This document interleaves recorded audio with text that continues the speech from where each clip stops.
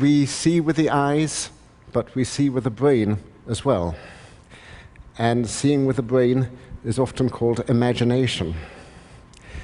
And we are familiar with the landscapes of our own imagination, our inscapes. We've lived with them all our lives. But there are also hallucinations as well. And hallucinations are completely different. They don't seem to be of our creation. They don't seem to be under control. They seem to come from the outside and to mimic perception. So I'm going to be talking about hallucinations and a particular sort of visual hallucination which I see among my patients. A few months ago, I got a phone call from a nursing home where I work. They told me that one of their residents, an old lady in her 90s, was seeing things. And they wondered if she'd gone bonkers, or because she was an old lady, whether she'd had a stroke or whether she had Alzheimer's. And so they asked me if I would come and see Rosalie, the old lady. I went in to see her. It was evident straight away that she was perfectly sane and lucid and of good intelligence, but she'd been very startled and very bewildered because she'd been seeing things.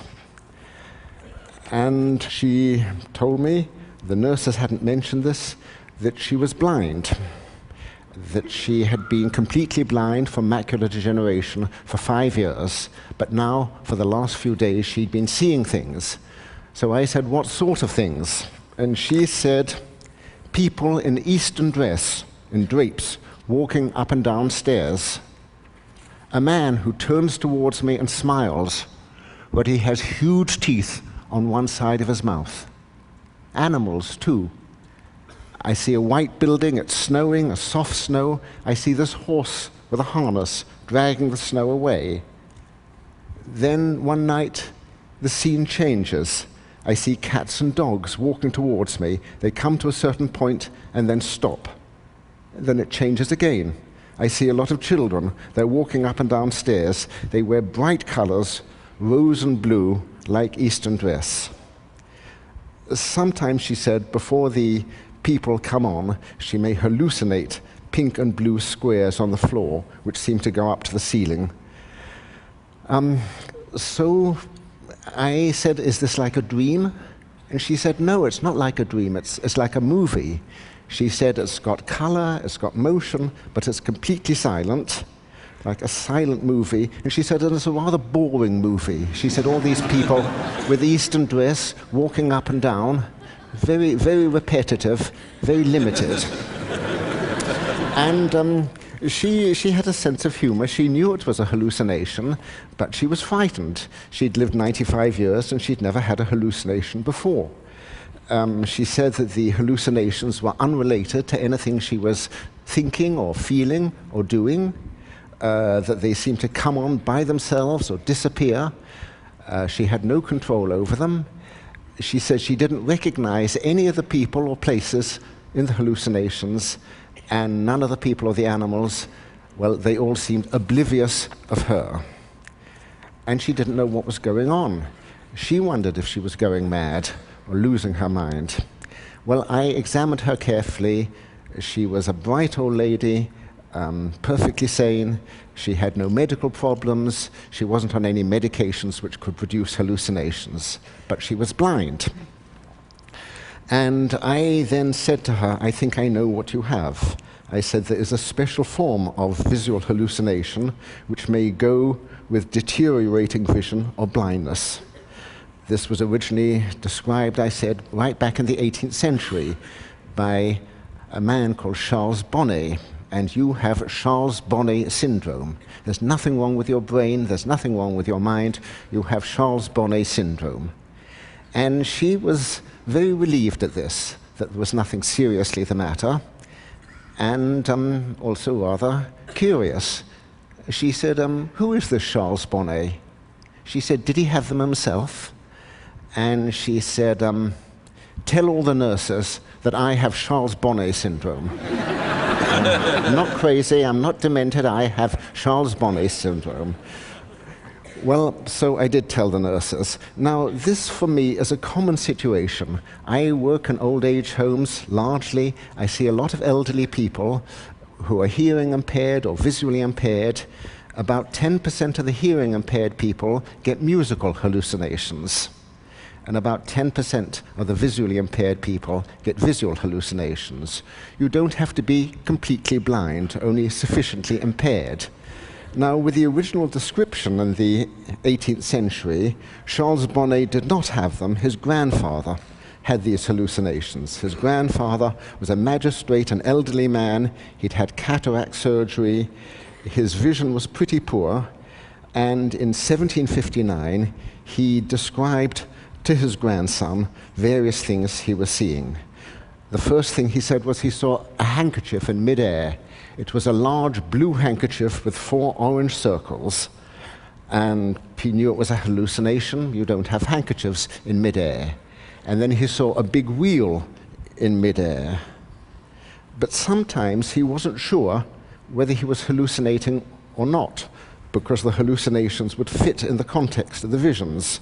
So on one occasion, when his granddaughters were visiting him, he said, "And who are these handsome young men with you?" And they said, "Alas, Grandpapa, there are no handsome young men." And then the handsome young men disappeared. It's typical of these hallucinations that they may come in a flash and disappear in a flash. They don't usually fade in and out. They're rather sudden, and they change suddenly. Charles Lulin, the grandfather, saw hundreds of different figures, different landscapes of all sorts. On one occasion, he saw a man in a bathrobe smoking a pipe and realized it was himself. That was the only figure he recognized. On one occasion, when he was walking the streets of Paris, he saw, this was real, a scaffolding, but when he got back home, he saw a miniature of the scaffolding, 6 inches high, on his study table. This repetition of perception is sometimes called palinopsia.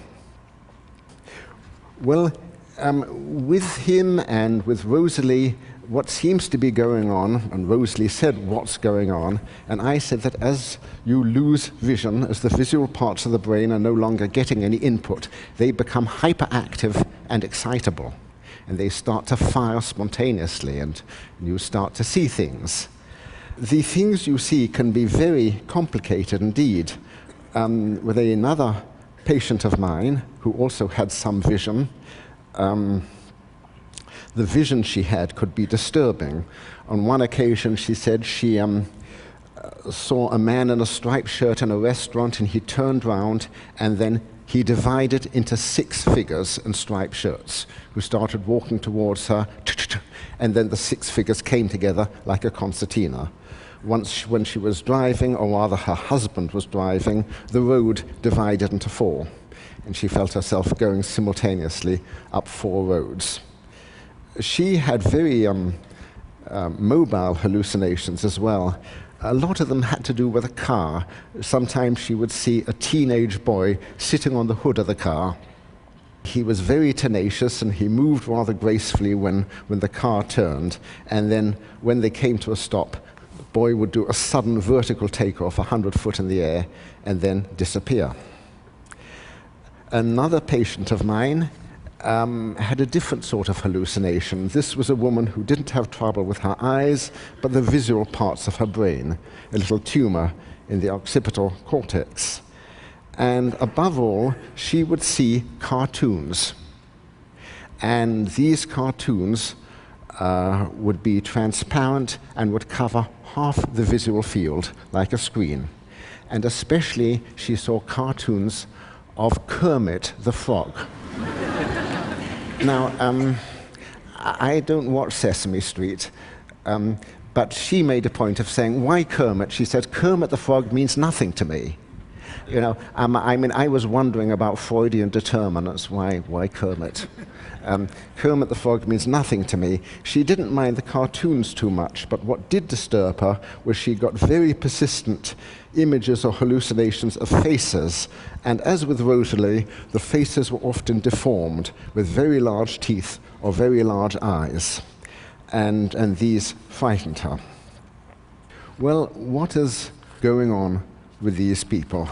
As a physician, I have to try and define what's going on and to reassure people, especially to reassure them that they're not going insane. Something like 10%, as I said, of visually impaired people get these, but no more than 1% of the people acknowledge them because they're afraid they will be seen as insane or something. And if they do mention them to their own doctors, they may be misdiagnosed. In particular, the notion is that if you see things or hear things, you're going mad. But the psychotic hallucinations are quite different. Psychotic hallucinations, whether they're visual or vocal, they address you, they accuse you, they seduce you, they humiliate you, they jeer at you.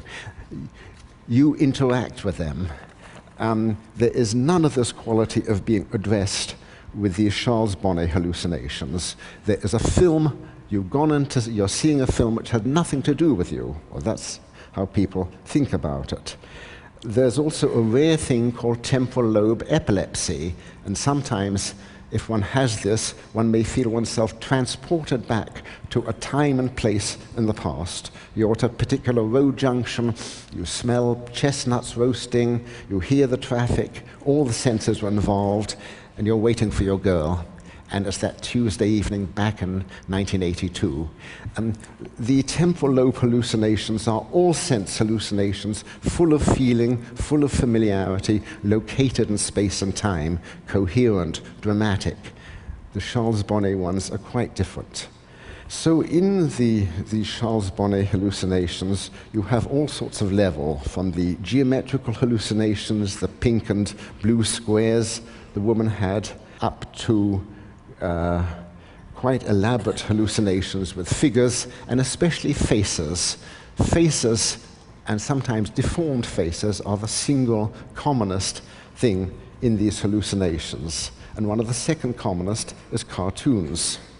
So what is going on? Fascinatingly, in the last few years, it's been possible to do functional brain imagery, to do fMRI on people as they are hallucinating. And in fact, to find that different parts of the visual brain are activated as they are hallucinating. When people have these simple geometrical hallucinations, the primary visual cortex is activated. This is the part of the brain which perceives edges and patterns. You don't form images with your primary visual cortex. When images are formed, a higher part of the visual cortex is involved in the temporal lobe. And in particular, one area of the temporal lobe is called the fusiform gyrus.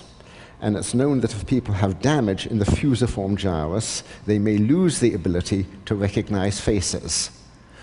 But if there's an abnormal activity in the fusiform gyrus, they may hallucinate faces. And this is exactly what you find in some of these people.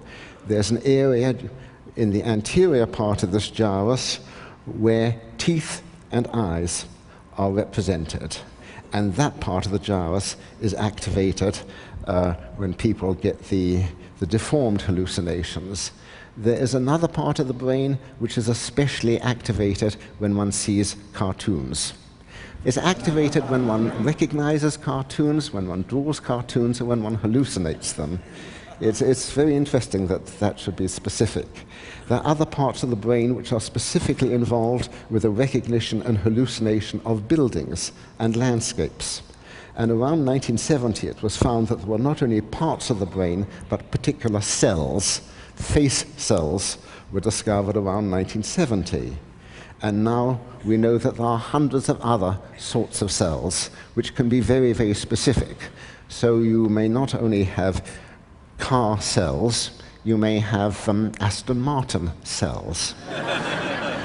I saw an Aston Martin this morning. I had to bring it in. and now it's in there somewhere. So now at this level, in what's called the infratemporal cortex, there are only visual images or figments or fragments. It's only at higher levels that the other senses join in, and there are connections with memory and emotion.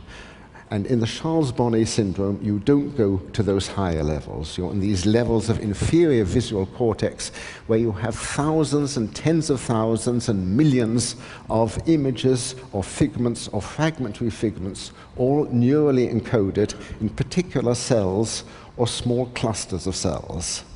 Normally, these are all part of the integrated stream of perception or imagination, and one is not conscious of them. It is only if one is visually impaired or blind that the process is interrupted.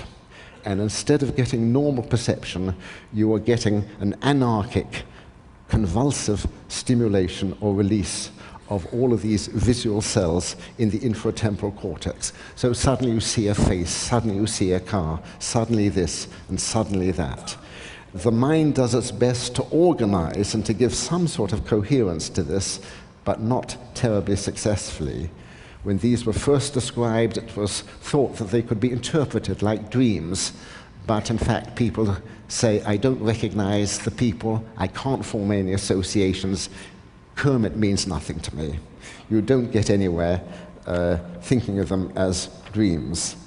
Well, I've more or less said what I wanted.